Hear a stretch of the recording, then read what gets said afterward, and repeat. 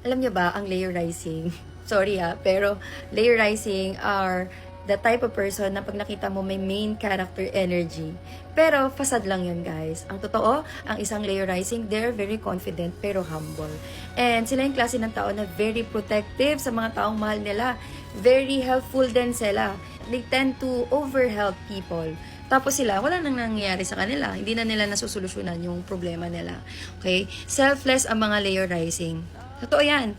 And, sabihin natin magaganda silang klase ng tao, pero sobrang mahiyain yung mga yan. Kahit sobrang lakas ng dating nila. Confident and expressive ang isang Leo rising. Gusto nila mag-shine through personality, style, humor, talent, confidence. Yan. At saka sa career nila.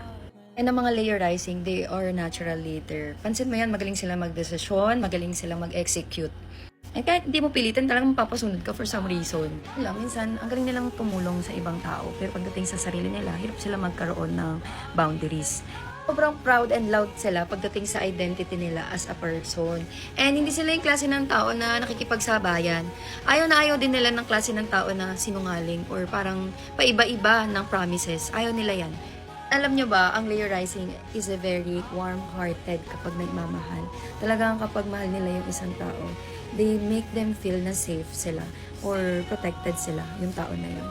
Kaya ako nasabi ng warm-hearted din kasi they are very generous. Sobrang generous nila, guys. Sila yung klase ng tao na kapag may ballpen ako, tas last ballpen ko na yun, ibibigay ko na lang sa'yo.